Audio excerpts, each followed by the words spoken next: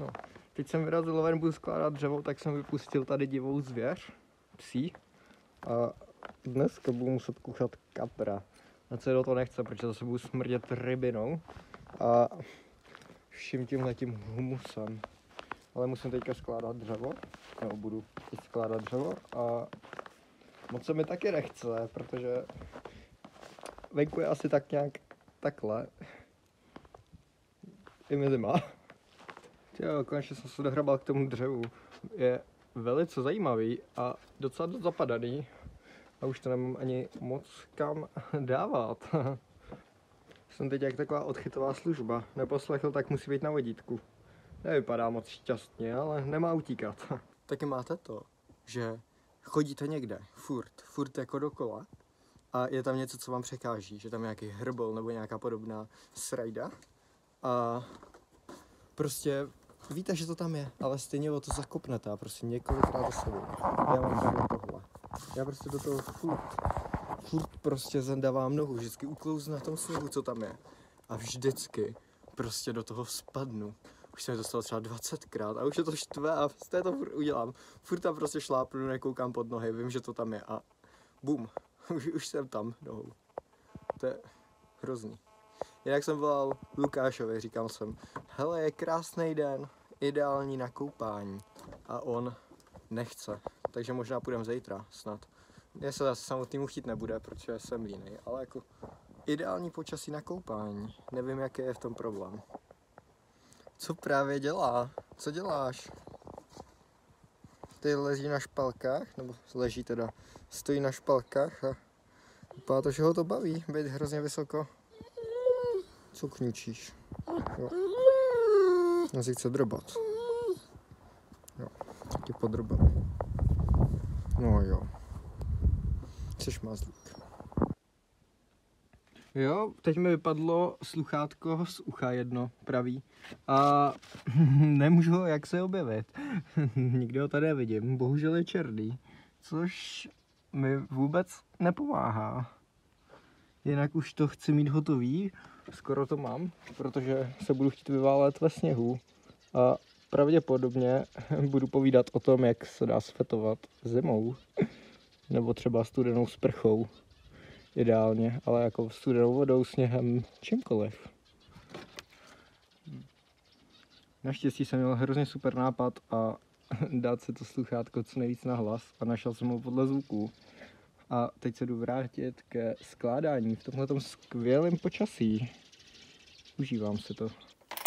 Tak jo, vyrážím se otůžovat do sněhu. Tady je všechno připraveno zase za to profi světýlko. A jsem na cestě.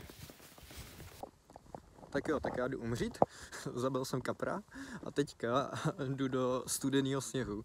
Zítra snad už to bude voda, pokud se Lukášovi bude chtít, no, čas samotný se mi tam nechce. Teďka se jdu tady vyválat, tady všude, takže to nějak musím dát, no. Moc se mi tady do toho nechce, což se mi nikdy nechce. Každopádně, vždycky se dá svetovat zimou. Nebo teď jsem to řekl blbě.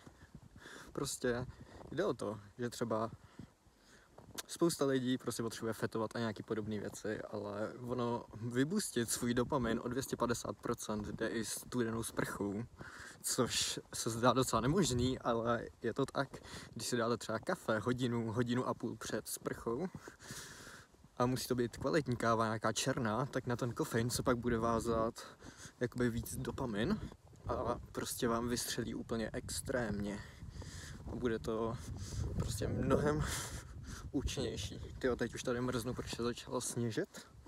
No, bude to ještě zajímavý, ale budu se pak cítit jak nějaký vítěz a za to mi to asi stojí, než budu zdravější a samý jakoby výhody. Rozhodně je dobrý sprchovat každý den, ale nesmí to přehánět asi, jako jsem to měl třeba já. Já jsem byl už v takovém stádiu, že jsem každý den prostě přišel a sprchoval jsem se třeba 3x, 4x denně pod studenou jakoby sprchou. Já jsem přišel domů a první věc, která mě napadla, byla studená sprcha. A prostě mi to ani nepřišlo divný. Pak jsme se o tom začali jakoby zajímat s kamarádem, s Lukášem. A zjistili jsme, že prostě je to fakt jak droga. Koukali jsme potom na Andrewa Hubermana, na ty podcasty a ten to tam prostě všechno vysvětluje. Pokud vás to zajímá, tak Lukáš na to natočil video, dám odkaz do popisku a použiju nějaký screenshoty, třeba z toho uvidím, jak se mi bude chtít. A teď jdu skočit do toho sněhu, ale asi nějak extra dlouho tam nebudu, protože nevím, mrznou mi prstíky a nejsem na to zase tak moc zvyklý. Poslední dobou jsem to docela flákal, všechno to otužování. Teď doufám, že mi tady natáčí druhý telefon.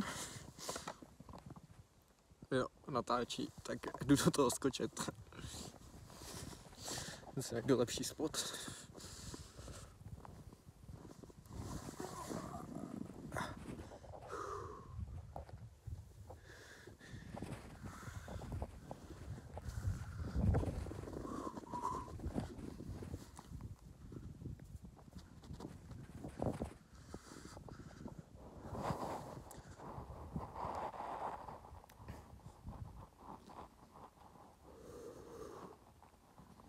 Chtělo by to jít do sauny a provozovat tohle v sauně je to o dost příjemnější než teďka. Teď mám celý telefon od sněhu, ale nedá se nic dělat.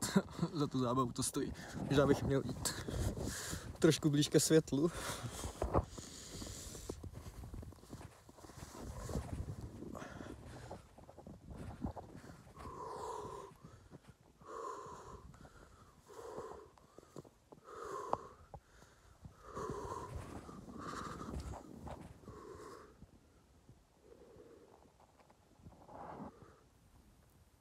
No, si odhodím telefon, zkusím se nějak zahrabat, ale nevím, jestli to bude vidět.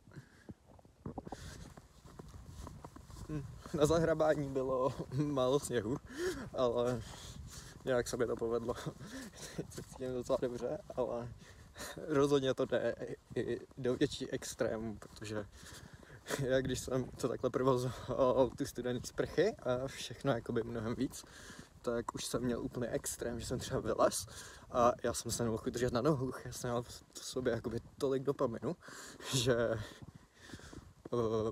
prostě to byl úplně extrém, nebo já nevím, já jsem šel a mě se podlamovaly nohy a bylo to úplně fakt jak, nevím, představuji si takhle prostě nějaký drogy fungujou, ale prostě to je jenom studená sprcha, která ti pomůže a budeš mít pak lepší regeneraci a mnohem prostě samý věci, prostě samý pozitiva z toho jenom.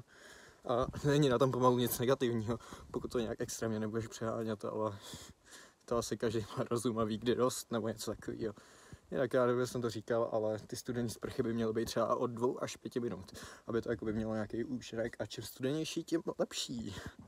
Jinak já se jdu teďka ohřát, si možná nějakou znova studenou sprchu, nebo nevím, a jdu stříhat.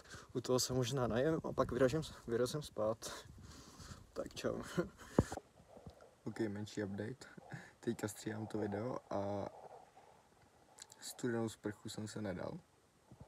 Potom trvalo mi vůbec dlouho, než jsem tam šel, jen jsem se ohřál a nic moc jsem nedělal. Odhodlával jsem se mega dlouho na to, abych to stříhal. Jako mohl jsem to tam rozpovídat líp o té sprše, ale dával jsem to video s tím Lukášem, označím ho a už se kouknout na jeho.